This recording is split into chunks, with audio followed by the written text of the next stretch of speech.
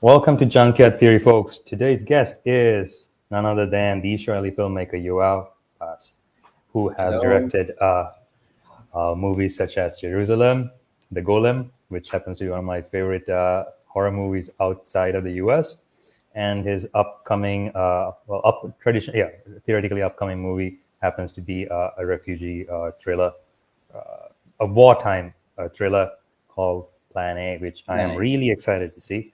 Yoav, thank you so much for joining. Shalom and Ayubowan. Shalom and Ayubowan. Thank you. Thank you so much for approaching me, and I'm glad to be here and talk to you. It's great. Yoav, And I have to apologize by the name of my brother, Doron. He wasn't able to join me because we are working together, and all our feature films, TV shows we are doing together. We can talk about it later on. For us, it's make things a bit easier. It's so much. It's so difficult to make a film, to make a TV show. So as we say it, you have to share it with someone. So 100%. I will represent the Paz family right now. Exactly. And hopefully we can get Doran on the show some other time. Hopefully both of you together. Yeah, But later on. yes, Yoav, talk to me, a little bit about how you got into the industry. Like I came across you through the Golem, and Mhm. what really struck to me was how you guys integrated culture into horror. So, and your previous movie, Jerusalem, it was a Right. zombie found footage flick, and Mhm. you kind of built up on top of that. So, found footage to Golem, like I saw quite an increase in production value and storytelling as well. So, I mean, you guys have been working on this for a while. Talk to me about the process. Yeah. Thank you. So of course, me and my brother, we grew on American film and television, and mostly films. Back in the '80s, going to the cinema, it was such a mind-blowing experience. E.T., Indiana Jones, The Never-Ending Story. These films that inflected me so much. For weeks I was talking about it with my friends later on. It's like every time going to the cinema, it was a rare occasion. It happened only once in a few months, and it was always a mind-blowing experience. I think this this what our DNA regarding filmmaking: spectacle, bigger than life, a bit dark. We were always more attracted to the darker sides of cinema. Even like a film like The Never Ending Story, I just show it to my girls, my young girls, and there's such a scary parts in there. Or The Princess Bride, there are some parts there that like out of a horror film. So I think now the films are much more naive, I think, made for the entire family. But back then, watching a film as a kid, it was so many scary scenes in there that inflected us so much. So I think this is always what we wanted to do.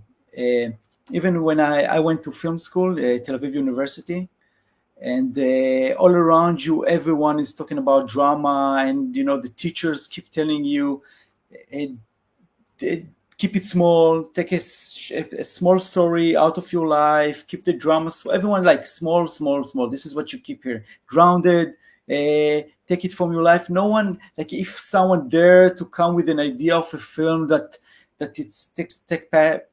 takes place in the past or in the future or as sci-fi elements, everyone giving this weird look, and then after a while, everyone just doing the same films. That's my experience. I maybe today it's a bit different, but 20 years ago when I went to film school, that was my experience, and I always didn't fit into the university.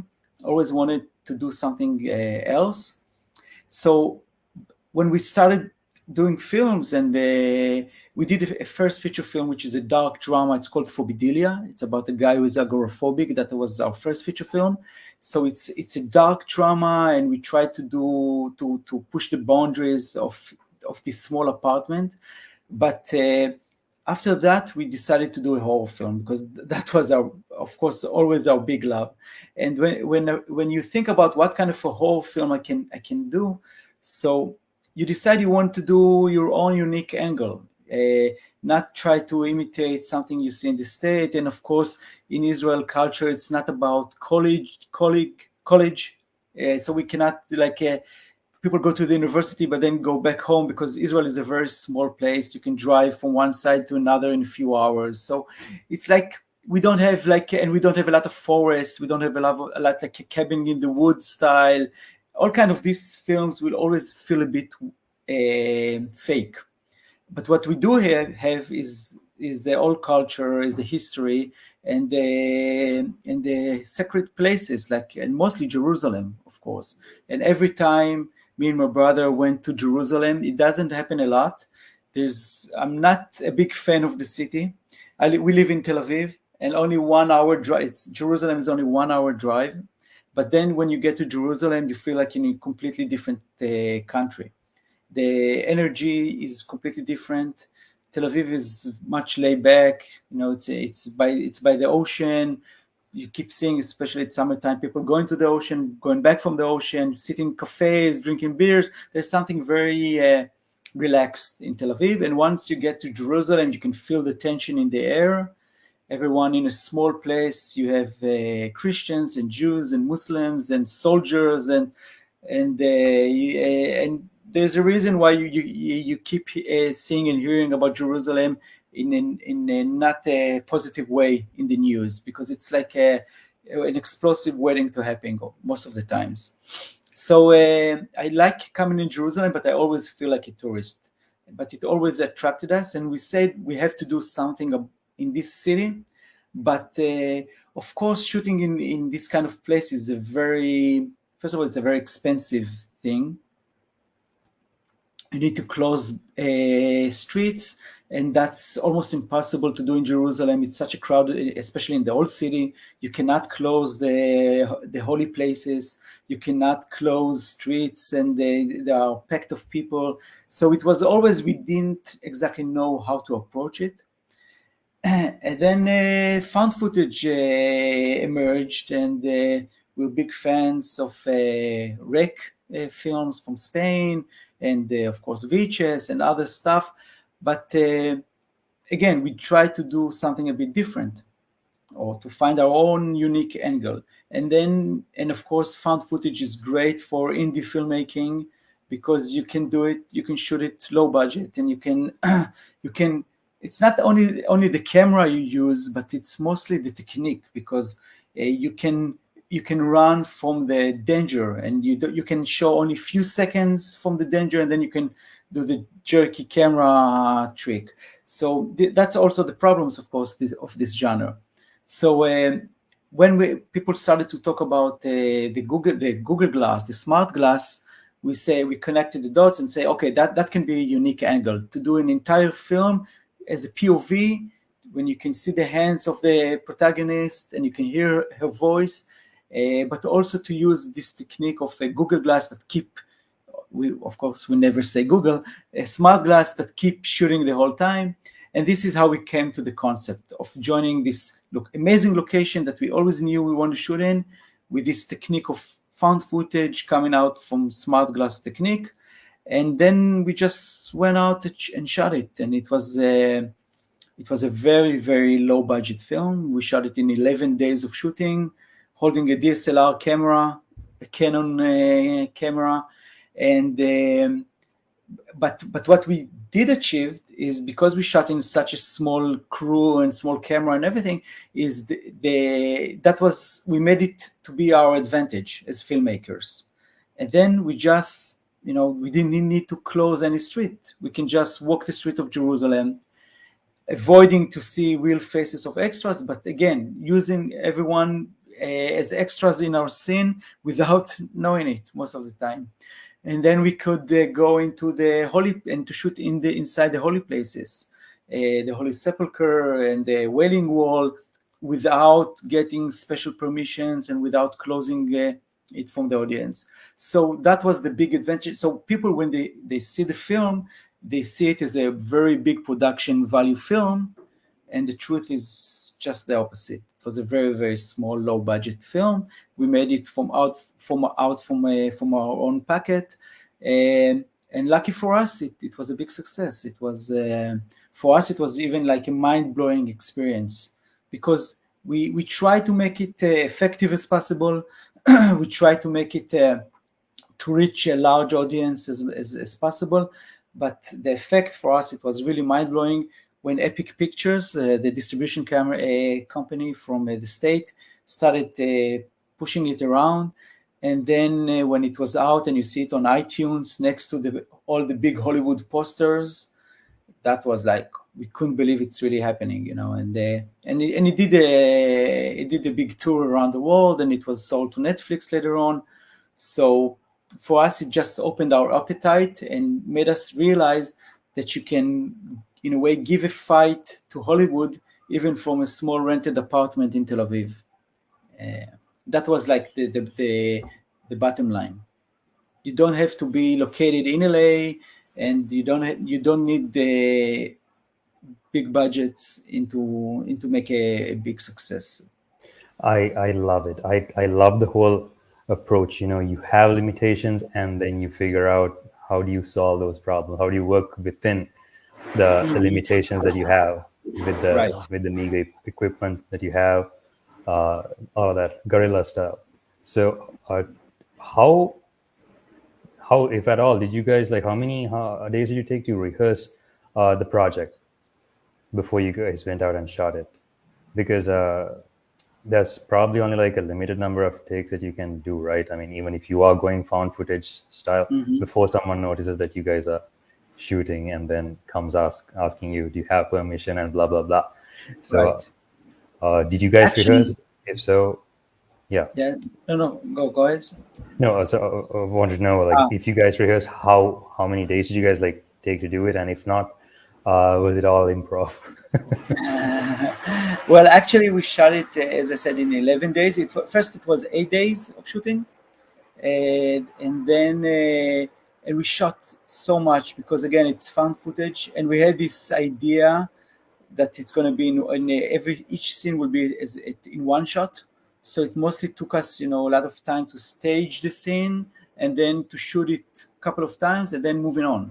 So that was like the concept in our mind, but of course, going to the editing room, and then it happens to so many filmmakers, so many friends of mine that had this vision about this one shot, but it always collapsed in the editing room, because then you sit in the editing room and then you want to push things forward, and then so we started doing jump cuts in this one shots. But still, the technique of just staging the scene, let the protagonist walk down the stairs, meeting this guy, then going to this guy, talking to this one, started to run. That was like the technique that also made our life easier, because we didn't need to cover it in the original, like how you usually do a scene, like from one side and then you light it to the other side, and then you need the intercuts, etc., and it takes so long. So when you just stage the scene, once you stage it and you got it right, that's it. A couple of takes and you move on. So that made us first of all shoot a lot of materials and also do it quite fast and quite cheap. So after shooting these 8 days, we told all the actors, listen, in 3 months from now, I think even less, it was like, we thought 2 months, we all meet together to shoot a couple of more days, more complicated scenes, and we knew it's going to take us, that we need to get some budget and to get some investors to get the more complicated scenes that needed extras and needed more, that were more complicated to shoot at that time. But these 2 months went into a year. So it took us a whole year to get someone who will understand what we were trying to do here. We showed it to many producers, also didn't really get it.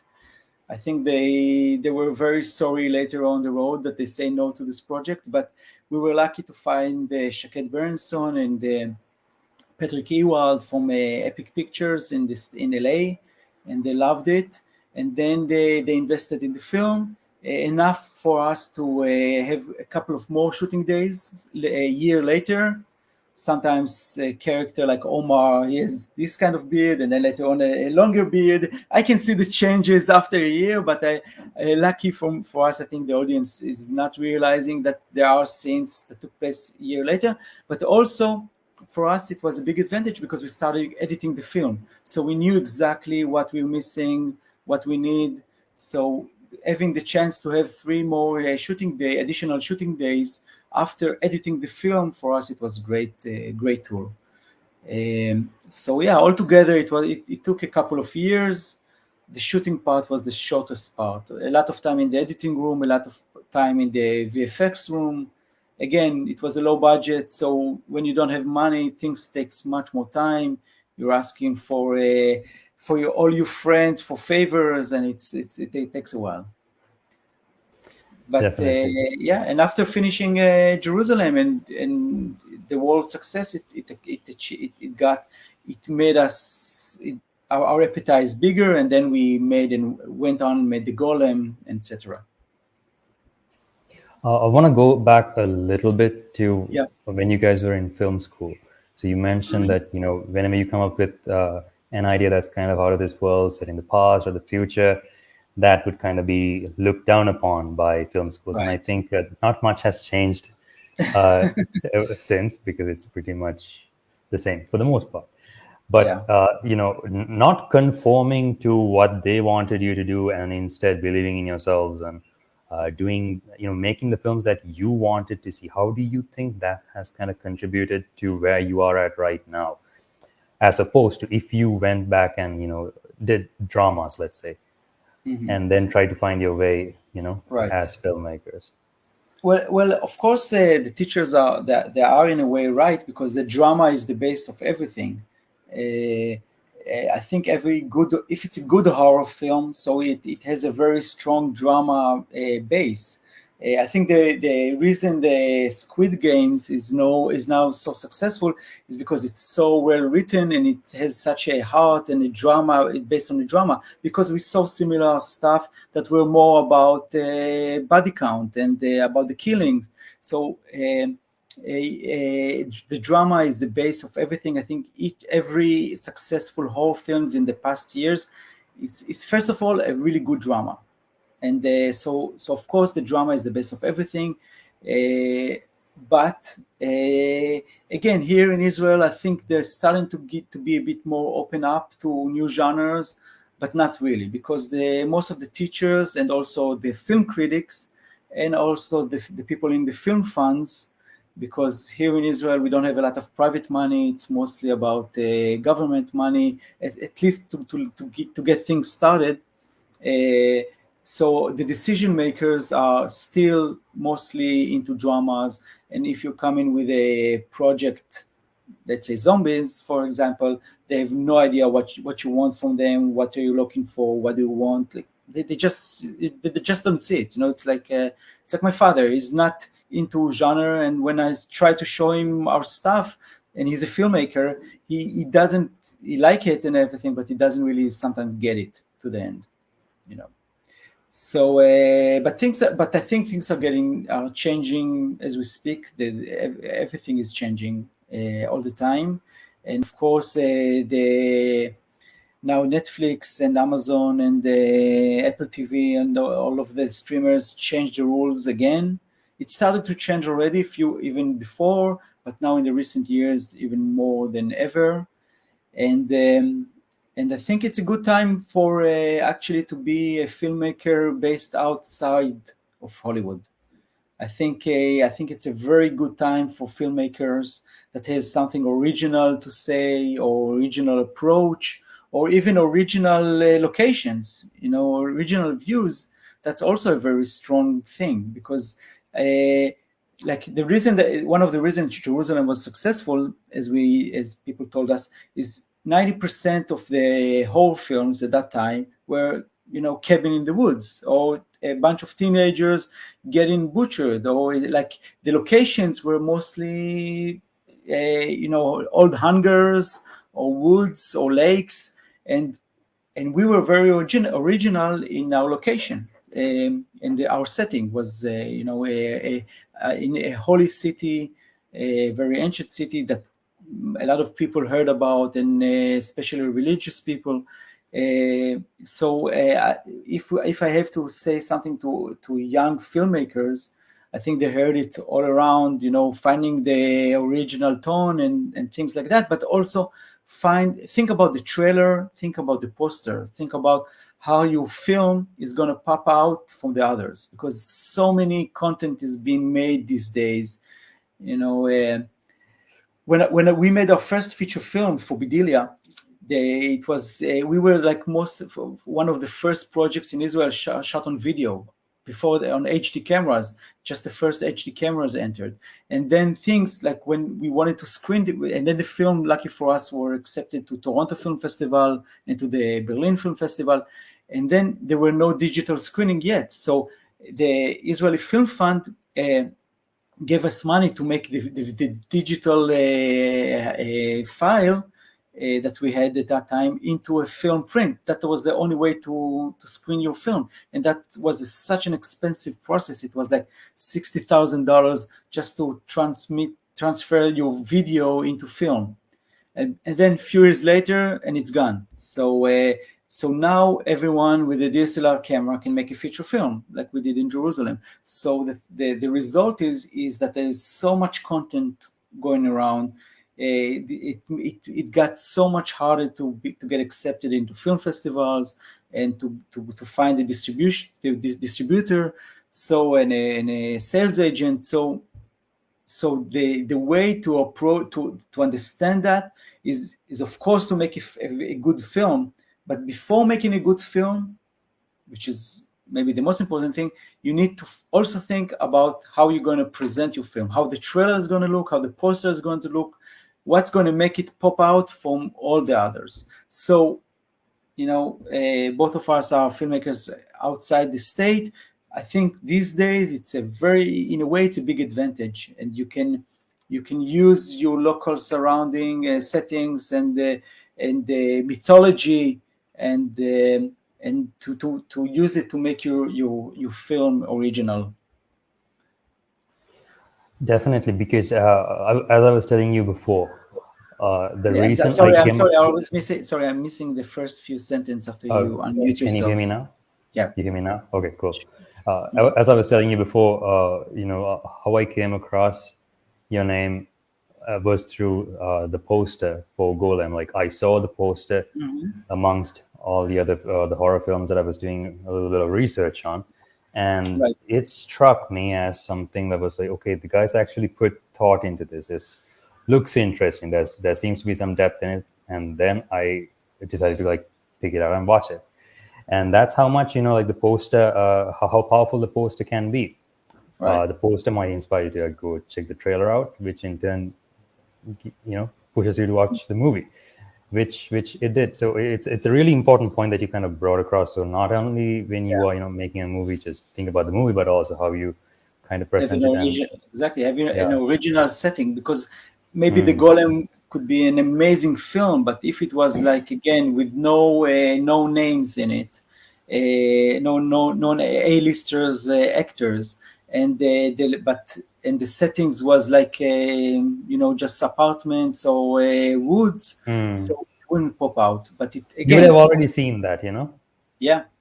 So it's also important, as I said, to make a good film, but even more important to pop out from the rest and to stack out from the crowd, and to think about what will be original regarding what will be your key image in the film.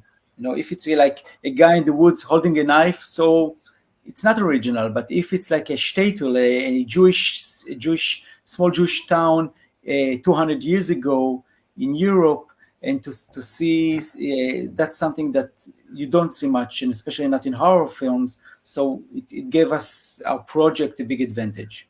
And so that's really important to think about the key image of your film.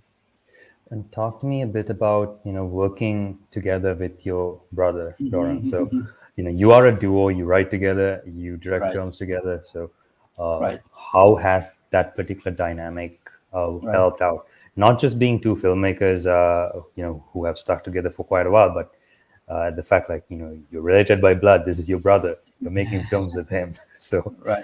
talk Well, to first me of a all, bit about that. no, first of all, our father is a filmmaker, so we grew up into a house that makes films and talk about scripts, and but more than that, it's about moving things to be the engine of your own project. And this is what I think the biggest lesson we got from our father is that because he is also in a way indie filmmaker. He made his own films. He took big loans in order to make his visions come true. So it was also always a big thing in the house, how father is now making a film, taking big loans. Everyone is so stressed about it, and he's like asking for all his friends and us and everyone is helping, giving a hand, a shoulder in order to make this film. So this is I think the biggest lesson. And so me and Doron started to make our own projects. And what people think, keep asking us about working together, people usually think about the shooting process, how it goes, who shouts between the action and the cut. But what we're trying to tell people is that this is the shortest part, and sometimes even the easiest part, the shooting itself. The hardest part is to get to this point that you're actually on set with the crew, with people around you, and you can actually shout action. That's even just to reach this point is so difficult. Of course, finance is the base of everything, but also the energy of the project, and to reach and to get a team and to get people enthusiastic about your project. And so every film that actually takes place is a miracle. Really is a little miracle, especially in the filmmaking. It's always some kind of a small miracle, even to be there and of course to finish the film without anyone being shot to death, and for all kind of horrible accident we keep hearing about. And so yes, just that kind of stuff. Yes, that is just horrible and unfortunate. Mm-hmm. So this is what I'm like, making a film and to get out of it okay, and still being everyone, no one is injured, because in the filmmaking there's so many dangerous things going around, because you don't have enough money for the right supervisors sometimes, and also to be friends and to finish. For us it's very important, not to finish the production and going to the premiere with all your friends together with you on the stage, because it's so many intrigues and so many tensions, and so it's really important to keep good vibes and good energies. So all of this I'm saying in order to say how for us it makes things easier when being a couple, because there's so many, it's like a roller coaster. You think you have the budget, and then it's gone, and then you have an investor, and then it's gone, and then it's like a roller coaster. And then you have this actor who's interested, and then he's gone, and you're looking for new solutions, and new problems keep coming on upon your way. So being able to share it with someone make things easier. For me, I don't understand how can someone do it by itself, by himself. Like being a lonely director seems, for me, looks really, really like a lonely job to do. So yeah, like it's a supporting group. This is what I'm trying to say. We are a supporting group of each other, and then during the shooting, we have one rule actually, is that at one particular time, particular scene, only one is talking to the actors, because this can be really confusing. So sometimes one of us is more dominant and he's now talking to the actors, and the other one can, take a step back, talk to the DOP, talk to the technical crew, and then in the monitor, I see it this way, my brother see it another way. I'm telling him what I think, and then he's going to the actor, and so this is like a rule we have. Only one, not to confuse the actors of two directors shouting different the directions, and then later on the fighting starts in the editing room. then we start fighting. You can in our last film, in the editing room next to us. They were keep knocking on our door. Keep it quiet, guys. Because in the editing room you have all of the sudden all the time in the world, and then so many ways to approach a project, and then we start fighting. But usually before the shooting and during the shooting, not that much. That's an interesting dynamic, Yeah. but I guess it helps, right? I mean, being an indie filmmaker, you only have a limited number of mistakes that you can do on set before you Right. go over budget and over schedule. Right. So pre-production. Talk to me a bit about, as indie filmmakers, how do you guys approach the pre-production process? Yeah. Now that you have financing, you've locked the script, you've locked your actors. Yeah. Maybe you are in the process of locking actors. Right. How do you guys approach that? Sorry, exactly what you said. It's all about the pre-production. I think film students keep hearing that it's all about the the pre-production, but they don't understand exactly how only when you jump into a project. Me and my brother, we are coming very, very prepared. And then this is why for us the shooting part is the easiest part, because if you have a good breakdown that you and your DOP and your producer and everyone went over again and again and again, and you can make this scene in 3-4 hours, or let's say, so we make it. But if sometimes you want to push it and everyone is pressuring you, and you're trying to, when you're doing the breakdown, you say, okay, I'll manage, we manage it on set, and let's have 2 hours and everything will be okay. And then you need a very good assistant by your side saying, no, you won't make it, you need more time, fight for the time, let's change this, let's change that. So you need a good breakdown. Of course, there's never enough time, and always the sun is going down too early, and everything, there's always pressure, and much pressure on set. But a good preparation, good breakdown, enough rehearsals with your actors, or not even rehearsals, more like conversations, because the most time-consuming thing maybe on set is starting to talk about with your actors about the motives and why they're doing this in the scene and that. So you need to take all the conversation way before that. When everyone reach the scene, everyone is super focused, everyone knows exactly what they're doing, and the actors doesn't have enough. They always have few questions, but very specific ones. You cannot afford the time to start having deep conversations on set. That's a very big no-no. And also regarding the visual style, a lot of tech, how to say, location scouting, spending a lot of time on set with your DOP, know exactly where you're going to place the camera. You need to have some room, of course, for improvise, but a lot of preparation. Also, I think that me and my brother love to do is working with a lot of visual references.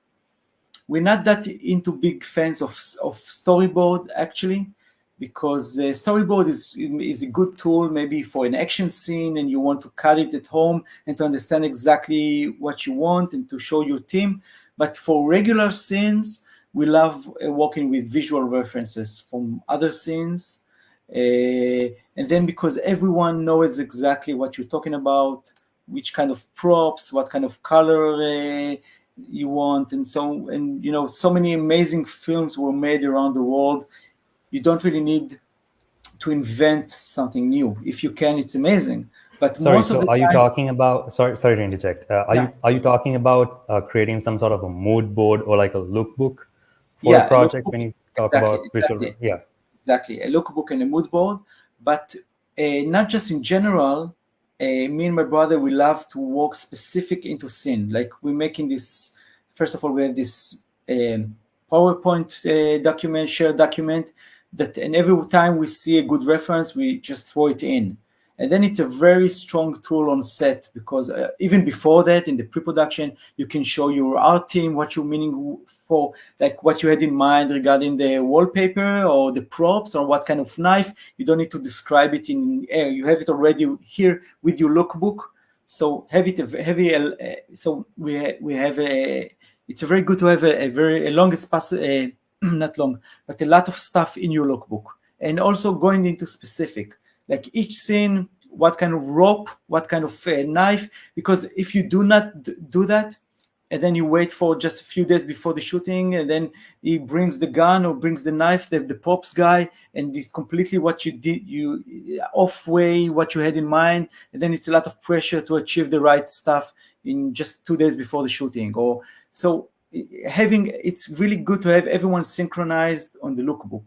So we keep collecting a lot of visual references from films we like, from visionary directors that had some, lucky for them, sometimes more money and more time to have a good preparation. Again, I'm talking about the indie films. We find it a very good tool for us, and also for camera positions. Again, you can have a storyboard, but a lot of time it doesn't cover everything. And having a very good reference from a film you like really helps the DOP and everyone on set to understand what you're aiming for and what you want to achieve.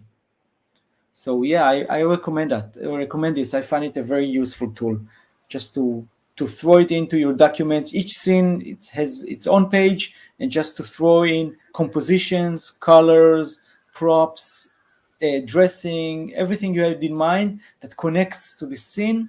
Just throw it in, and then you can talk to your team about it in a much easier way. That's very important advice. Yeah. Has it become easier for you guys to pitch your ideas over to producers? You know, having made films for as long as you guys have done. Well, no, sorry. No, No, that it's was. the sad truth is it's not getting that easier. That's the sad truth, because we made our first independent feature film for Phobidia that went to Toronto for, like I said, many film festivals. So yeah, maybe you can call someone and tell his producer and tell him, listen, I've done this, I've done that, but you're starting a new war all over again. The doors are maybe a bit more open, but not enough for you to burst in. And again, you find yourself going over it all over again. And this is why we did Jerusalem from our own private money, just to to keep it rolling, to have to make a feature film. And then I think the door was still closed. And then we did it again from our own private money, this time with some partners, a very low budget film. The Golem was, and again, it's an ongoing fight. Only I think in our fourth feature film, Plan A, that is now out, finally we had film funds from Israel and from Germany, and that made our life easier. Not always easier, because there are also some flaws. It's when you're using a government money, it's an expensive money. Like you cannot do whatever you want with it. There's a lot of rules, a lot of sometimes working independent can make things a bit more quick and easier, because also like getting the film funds is such a long process. It takes forever. It took forever to get the Israeli film fund, then it took forever to get the German film funds, and to have everything, and then actually be on set and shout action was a very long process. So the advantages of being an indie filmmaker is just, you decide to take the risk, you decide to take the loan, you're doing it from your private money. It's a very scary thing, but then things are just moving very quickly. You're not dependent on anything. So again, for indie filmmakers, take the advantages out of it. Understand that with government money or with private investors' money comes also a lot of politics. So at least you have like no politics, which is an awful thing of politics in cinema, I've got to say. It makes you weaker, because you need to everyone has a different approach, different vision, and you need to fight about your vision on an ordinary base, sometimes a daily base. So yeah, it's so regarding the opening the door, I think maybe now when we are working on our fifth feature film, maybe now things are a bit easier, but it took a while. It took a while. Talk to me a bit about that fifth feature film. Is it Jerusalem Part 2? Because I've been hearing about this. Unfortunately, not right now. We have a lot of thoughts. We have a lot of ideas, but we don't want to make it too indie this time. You know, if we're going again into this adventure, we want to do it the right way, with maybe a lead actor, the A-lister, B-lister, someone who's known around the world, to have more budget for the visual effects, for the stunts. If we're going again for this adventure, you want to raise the bar. So right now it's not on our table, but it can be. It can be. We are working on some other projects, and also I've got to say, I told you that before, that we're starting to shift a bit more for television. Yes. Cinema is is of course our big love, and doing a feature film is the best and most amazing thing a filmmaker can do. You know, it lasts forever. It's there. It's a piece of even if it's a stupid zombie film. Again, it's like it's a piece. It's a one piece that will always be there, and you can be proud of or not. But it's and television is a more commercial, of course. It's a different thing. There's a lot of people involved. Not many times you're not doing the thing you really want to do, and you're trying to please the people in the broadcast channel, which of course the right thing to do because they are paying for it. It's a product. You know, doing a television sometimes is much more a product. But that's a big but. Things are changing fast, and now the focus all around the world is moving into television. This is what people want to see. This is what people like to consume. Also me, like right now, I'm always looking for the next TV show, and I found myself less and less looking for the next feature film as an audience. And I think the showrunners and the people behind the TV show getting more freedom these days to execute their vision. etc. etc. Just a second. Bye bye, להתראות. תודה. Sorry. So that's regarding television, and so we are now aiming for television. And also, I've got to say regarding, you know, we're pitching projects to producers, and we have a script fully written already for our next project, and people read it, producer read it, love it, but then they ask, okay, but what do you have for television? You know, that's a question we keep hearing all around us. That's where the money is right now, and that's give you a bit more freedom to work. So we are now developing a couple of TV shows and projects for television, quite cool ones. And again, I think what we're aiming for television is what we learned from cinema, is to look outside, like to understand that Israel is a very small country, and you cannot rely only on the Israeli audience. There's a lot of content made here in Israel, so you have to look outside. You have to dream about Netflix buying your TV show, even if it's a Hebrew-speaking show. But you need to find the right angle. What will make it unique? What will make it? Why will people will want to see it in the other part of the world? You know. And if it's only because it's Hebrew speaking, but it can take place everywhere, I'm not sure. But if it's something that has a unique angle, Israeli angle, or Jewish angle, or something that can take place only in Israel, I think that's a bigger advantage when you come to sell your TV show. So about, you know, being in a country like Israel, setting your movies within that locale, finding that uniqueness in your story and pitching it outside, you know, creating it for more than a local audience. Right. I think, with streaming, with shows like Squid Game, movies like Parasite, like the doors have definitely been opened, and the world is more receptive towards uh, content that is not necessarily in English. But at the Right. same time, you need to make sure that it stands out. And you spoke about, things like what would you do to focus on things standing out within your Right. particular project.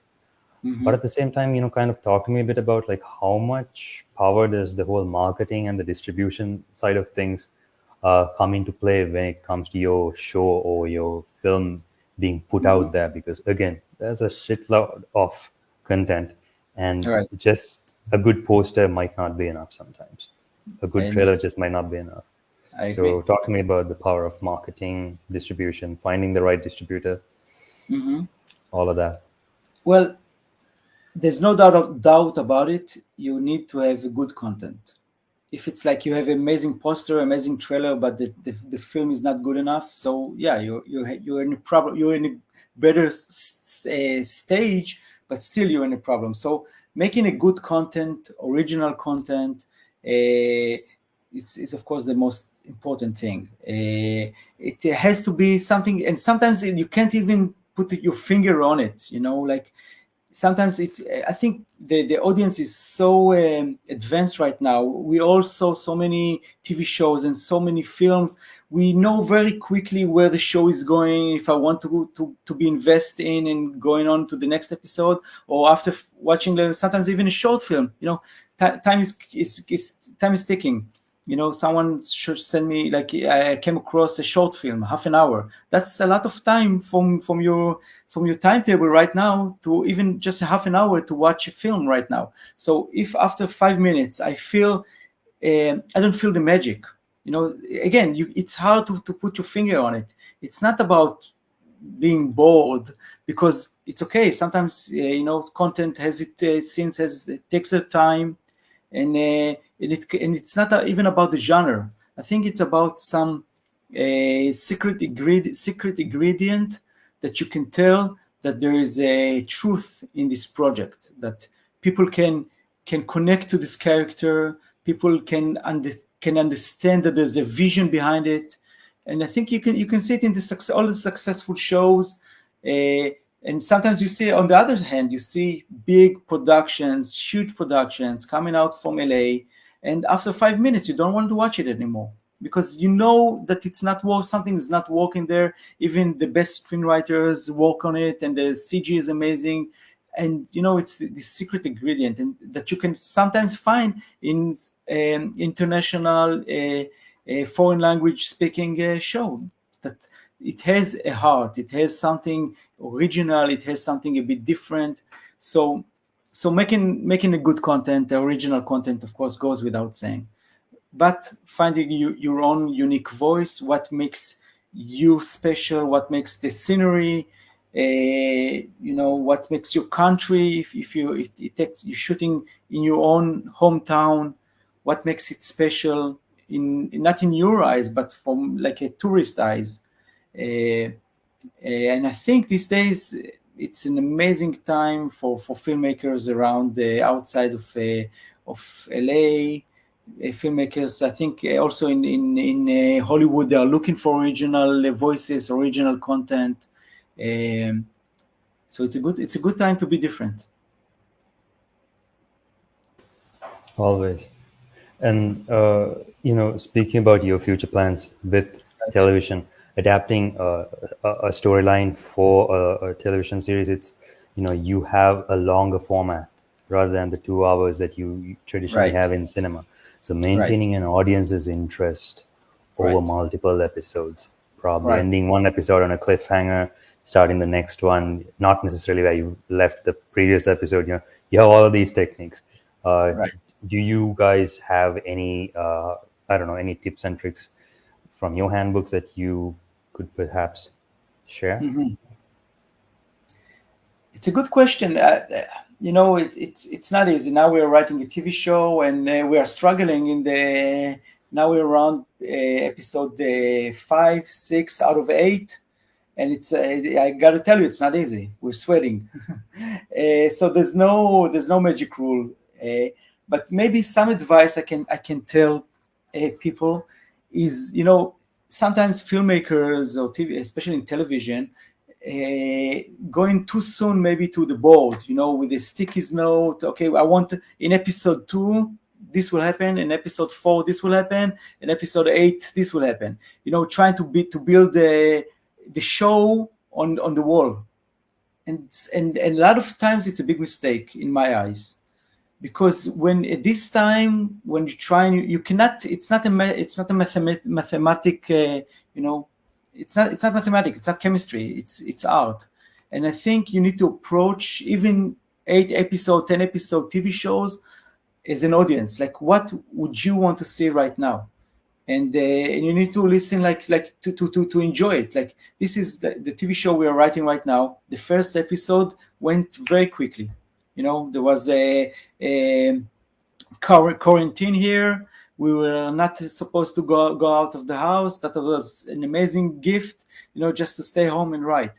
And then, we were trying to surprise ourselves while writing the episodes, and not knowing exactly where the show is going. That's great. That's a really good thing. So I know there's so many writing books and techniques and whatever, and all the 15 stages of Save the Cat, etc.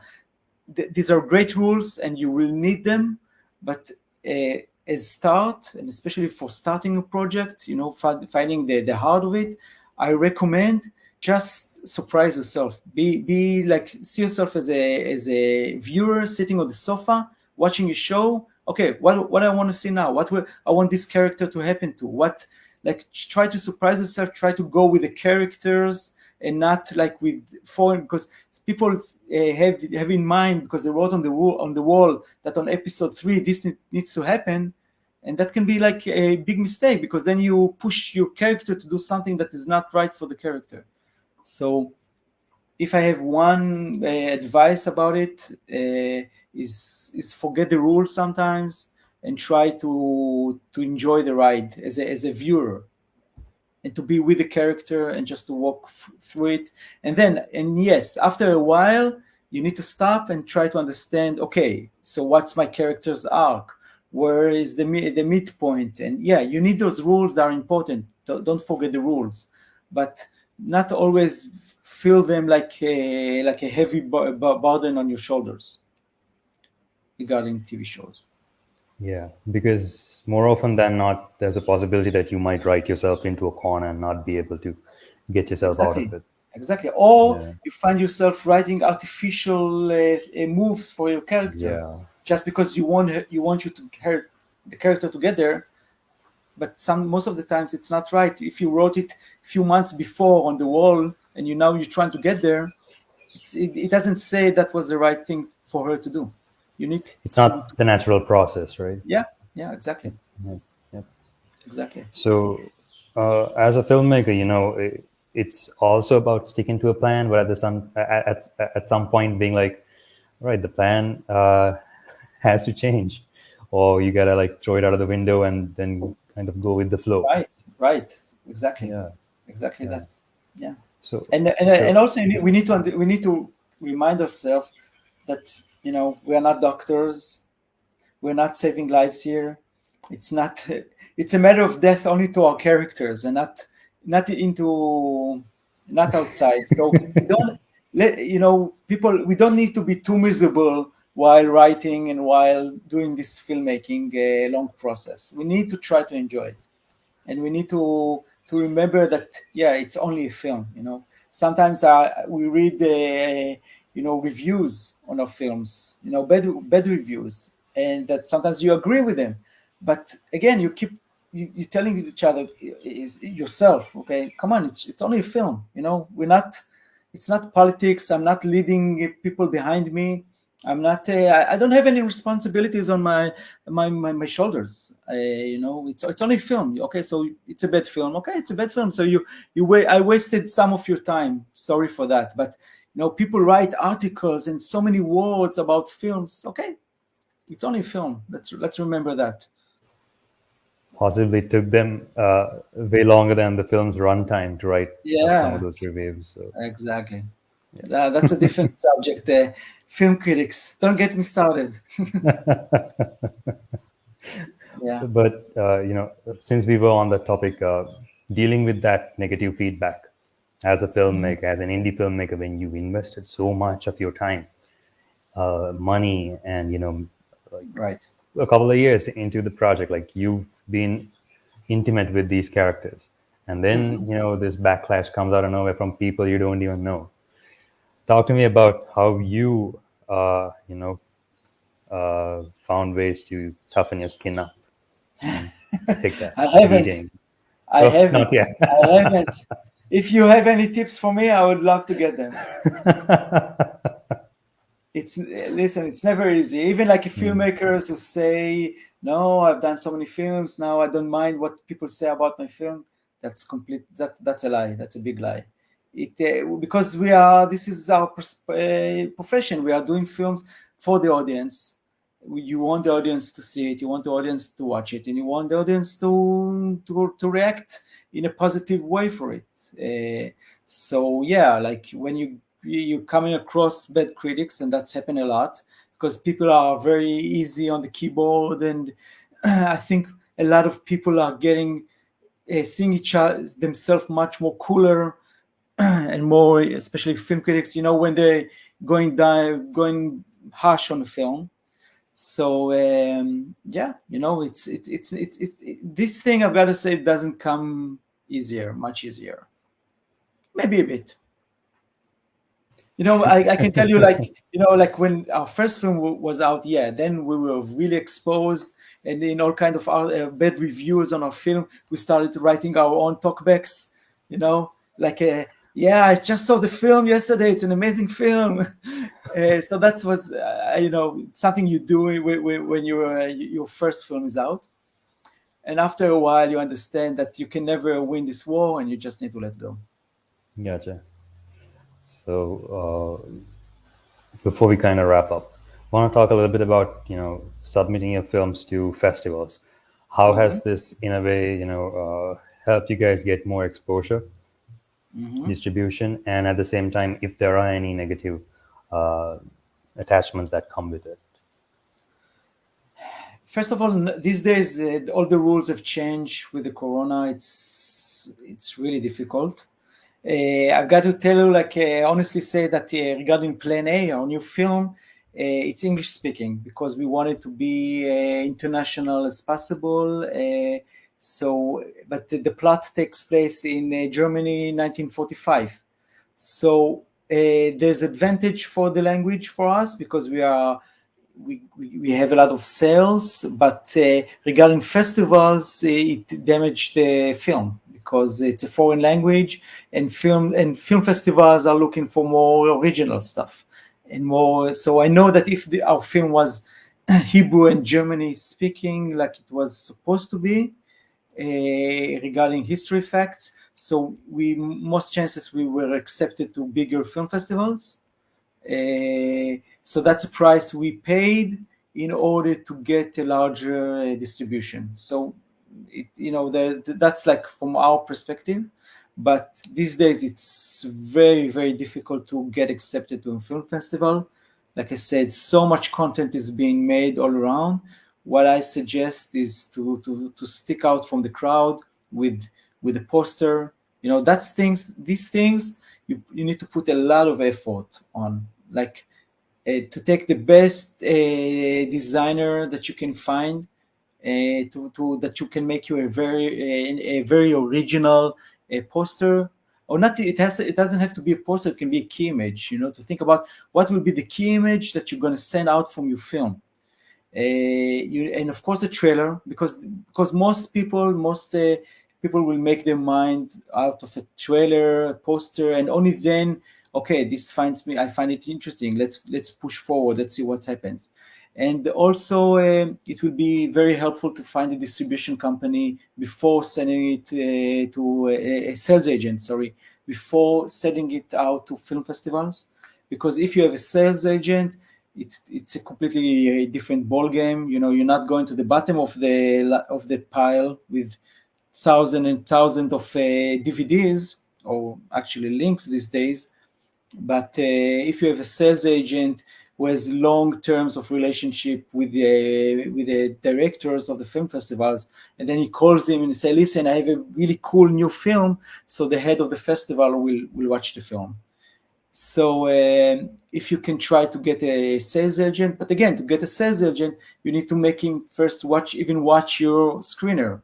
And so it takes a while, and you need to be a hustler. In this business, you have to be a hustler. You need to understand that you keep selling, like you're selling watch in a dark alley. This is what we do. You need to hustle people, and most people that don't want to buy your merchandise because they have enough stuff already. They don't need a new watch. They have enough watches already, and you need to push them your watch, and you need to tell them why your product is much better than the others. And you need to be a hustler in a good way, of course, not to push the limits, to understand the game, always keeping it positive. So yeah, that's an important thing. And also try to aim higher as possible regarding the festivals, because once you start there, you only go down. It's very rare to see a film that starts here and then go there. And also you need to remember that time is ticking, which is also an important thing. Once you had your first premiere somewhere, then the clock is ticking, and then you have only 1 year to the festival round, and that's it for you. And it takes a while, of course, and it takes money. It's a long process. I advise to connect to someone who has a sales company, or even like a freelance guy who knows his way and has specific, like a lot of knowledge regarding the genre that you're in. It's also important to know the genre and to know the festivals that specialize in this genre. Such valuable advice. Thank you so much, Yoav. Again, sorry. No, again. Again. I said that was such valuable advice, and seriously, thank you so much for taking the time out of your day to come and talk to us. Sure. It was a pleasure. It's amazing. It was a pleasure. Yeah. Thank you for having me. Okay, likewise. Thank you so much. Thank you so much again. Right? Have a good one. I'll try again. Ayubon. Ayubon. Yes. Yes. You got it right. You got it right. Thank you so much. Till then, this is Junkyard Theory, folks. Bye-bye.